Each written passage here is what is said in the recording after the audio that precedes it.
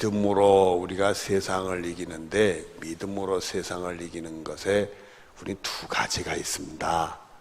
한 가지는 세상에 대해서 자유로움이 우리 속에 있는, 하나님이 믿음의 축복을 줄 때 세상에 대해서 내가 죽고 그리스도가 나를 주장함으로 우리가 세상에 대해서 자유로울 수가 있습니다. 그래서 이 속에서 일어나는 일입니다.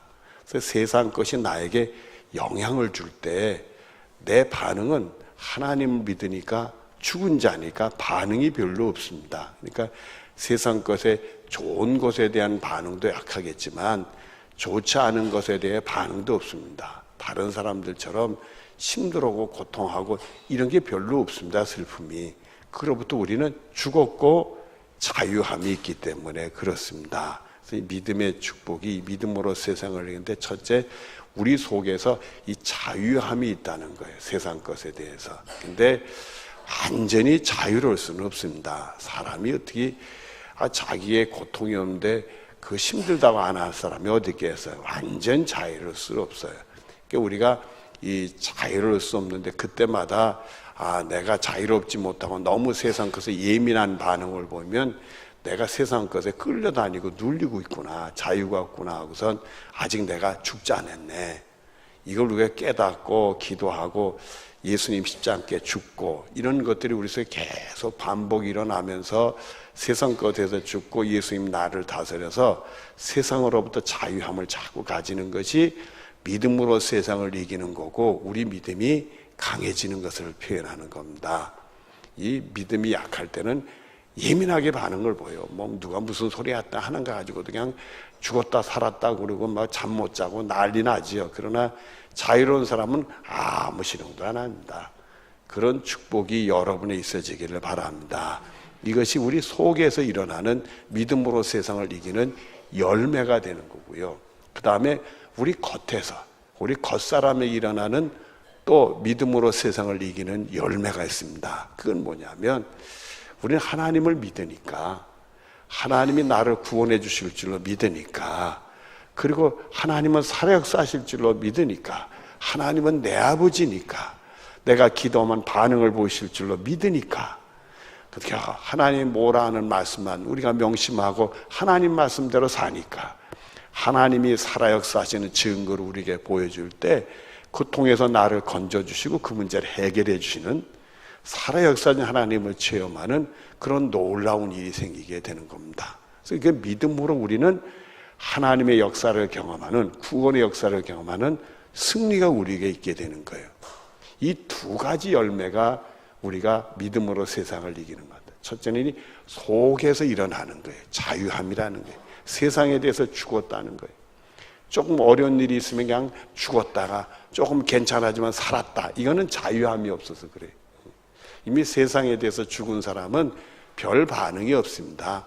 오히려 다 이게 내 아직 죽지 않아서 그렇고 믿음의 연단인 줄 알고 오히려 세상의 고난 속에서도 감사하고요, 평안하고요. 이 자유함을 가진 사람들에게 그런 게 있습니다. 이 자유함이 많을수록 믿음으로 세상을 이기는 사람이에요. 두 번째는 이게 겉에서 일어나는 것. 정말 하나님이 우리를 위해서 역사해서 우리는 그저 주님이 뭐라는 건가, 주님의 말씀대로 그저 순종하고 주님 따라가고 이런 것만 우리 관심 갖고 하고 주님만 믿고 따라가면 주님이 우리를 위해서 건져주시고 그 문제를 해결해 주시는 은혜를 경험하는 거예요. 그래서 이거 믿음으로 우리는 세상을 이기는 겁니다. 이 축복, 이 열매가 여러분의 것이 되어지기를 바랍니다. 자, 그리고 오늘 말씀 우리가 보자고요. 아내들아, 이와 같이 믿음을 세상을 이기는 사람들과 같이 자기 남편에게 뭐하라? 순종. 이건 하나님의 말씀이니까 우리는 순종하는 거예요.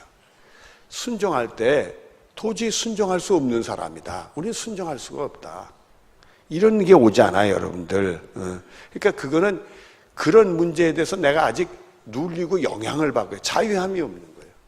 자유함이 있는 사람은 그런 나에게 상대적으로 주는 영향에 대해서 내가 느끼고 있지만은 하나님 말씀이 더 나에게 소중한 거니까, 하나님 내 구원자니까, 하나님이 하라는 대로 하니까 난 순종하는 거예요.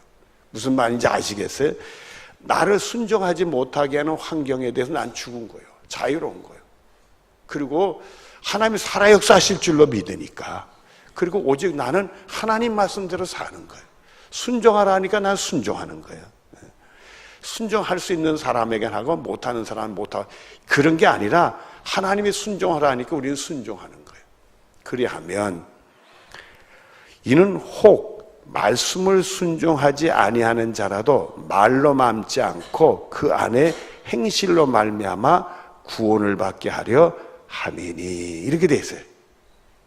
이 얘기는 믿음으로 세상을 이기는 모습을 보니까 꿋꿋하고 어떤 상황 속에서도 흔들리지 않는 그런 믿음을 갖고, 또 사력사는 하나님과 하나님 말씀대로 사니까 그 삶이 선행이 나타난단 말이에요.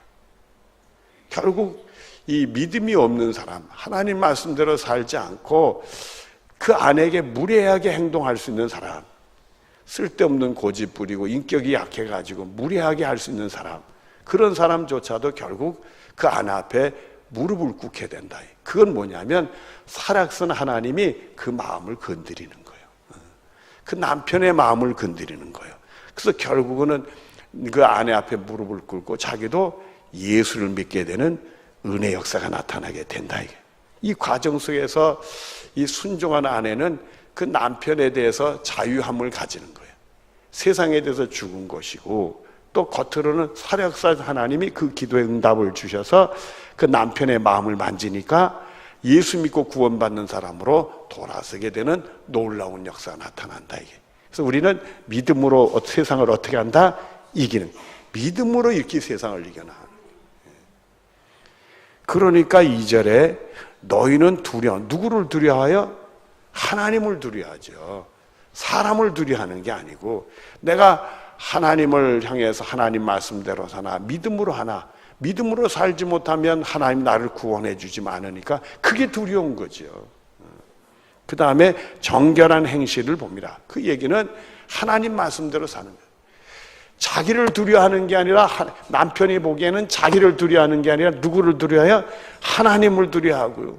그 삶이 하나님 말씀대로 사니까 선한 행동이 나타나는 거예요. 그러니까 결국 남편은 그걸 보고 무릎을 꿇는데 그 마음을 하나님이 만지니까 놀라운, 남편까지 구원하는 놀라운 역사가 나타난다. 그리고 3절 이하를 보면 너희의 단장은 머리를 꾸미고 금을 차고 아름다운 옷을 입는 외모로 하지 말고, 외모를 꾸미는 게 나쁠 수는 없겠지요. 그러나 세상 거는요, 잠시라는 거 잊어버리지 말라고요. 썩어지는 일들이고 잠시 반짝이요.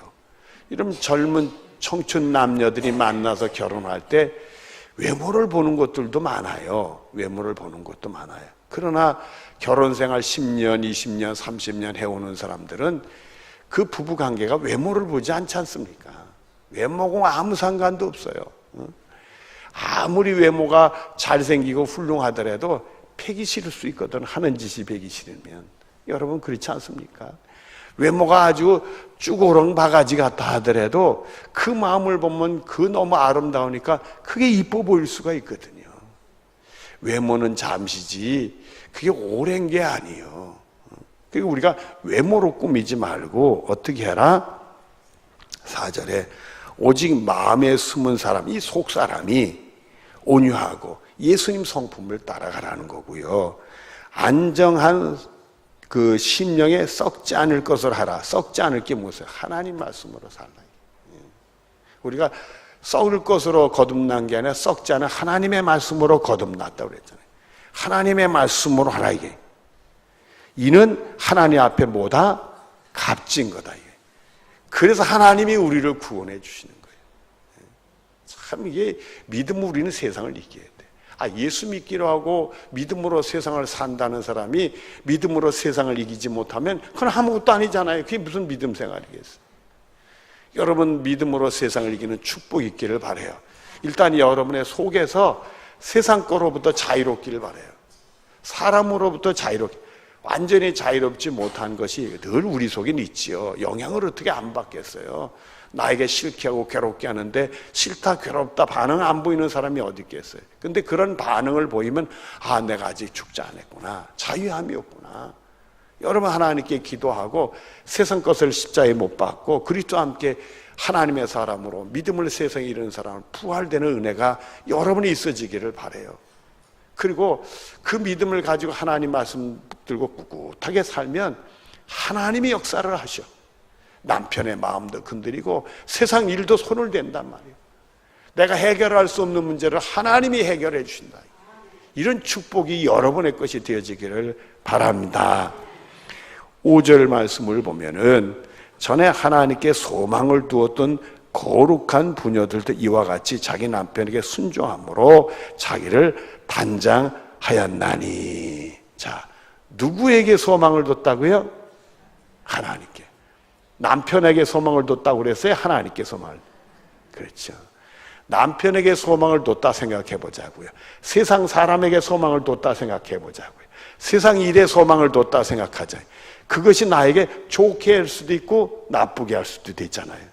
좋게 할 때는 좋다고 하지만, 기쁘다 하지, 나쁘게 되면 내 인생이 너무 불행해지고 고통이 찾아오잖아요. 그런 것들이 예민하게 내게 반응 보이고 그것 때문에 살았다 죽었다 그러면 그거는 자유가 없는 거예요. 믿음으로 세상을 못 이기고 있는 거예요.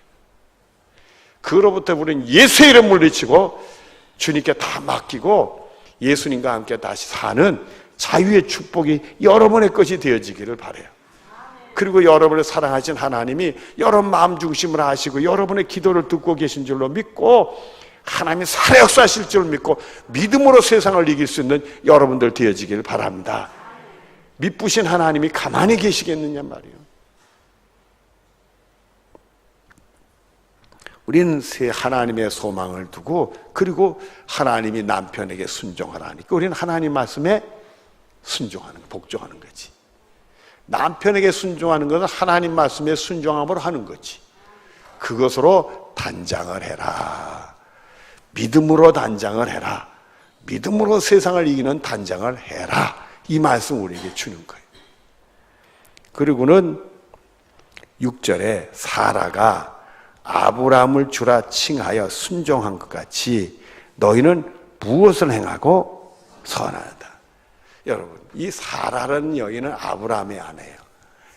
이 사라는 여인 통해서 이 아브라함 관계를 보면 이 아브라함이 나중에 이 사라가 먼저 죽지요.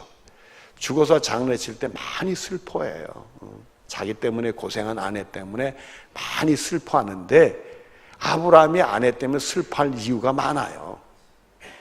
처음에 하나님의 말씀을 듣고 고향 땅을 떠날 때 아내하고 의논해서 야, 하나님이 이런다, 우리가 이렇게 하자. 그래, 이렇게 잘 설득해서 그런 기록이 없어. 갈 바를 알지 못했으면서도 순종하게 떠났다. 자기도 모르는데 아내를 뭘 설득하겠어요.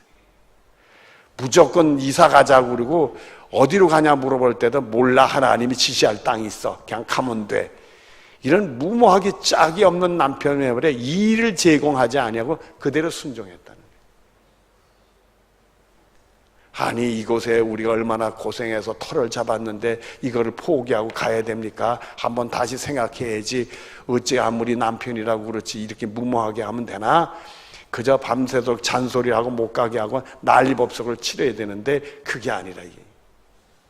또 흉년을 만나서 애굽 땅에 갔을 때 애굽 땅에서 사람들이 자기 부인 사라가 어여뻐 가지고 그 사라를 빼앗기 위해서 자기를 해칠까 봐 그게 무서워서 사라에게 누이라고 해 가지고 애굽 바로한테 자기 아내를 빼앗길 뻔한 사람이 누구요? 팔푼이가 아브라함이요.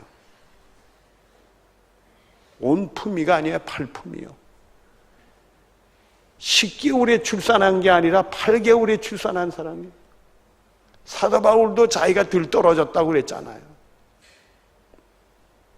근데 그 남편한테 당신이 남편인데 이래서 어떻게 나를 이렇게 할 수 있어? 한 번 항의했나?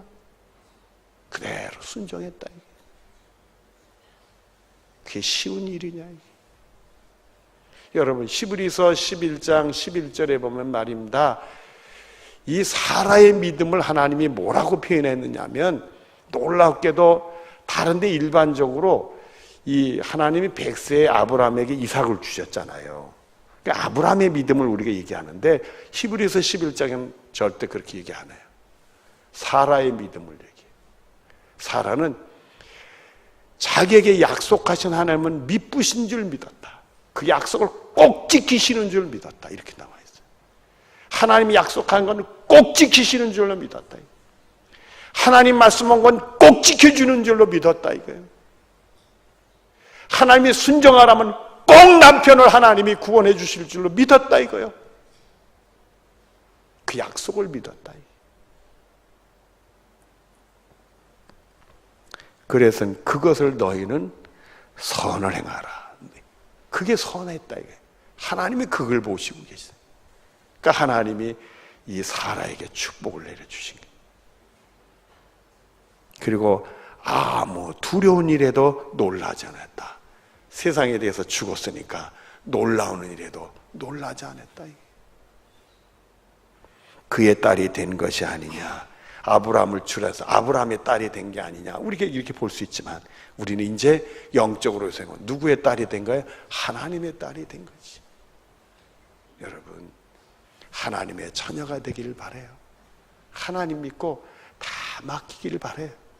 세상에 대해서 죽고 하나님에 대해서 살기를 바라요. 세상에서 자유로움이 여러분에 있어지길 바라요. 여러분이 세상 것에 자꾸 내 마음이 반응이 자꾸 이렇게 그냥 좋았다 좋았다 나빴다 하면 자유함이 없는 거예요. 아, 내가 죽지 않았구나.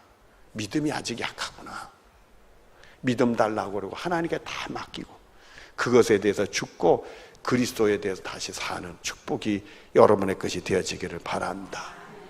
그리고 하나님이 살아계시고 분명히 역사하실 줄로 믿고 내 기도를 들어주실 줄로 믿고 그저 하나님 말씀대로 살면 하나님이 역사하실 줄로 믿고 이 믿음으로 세상을 이기는 승리가 여러분의 것이 되어지기를 바랍니다. 눈을 감으십시다. 아버지 오시오.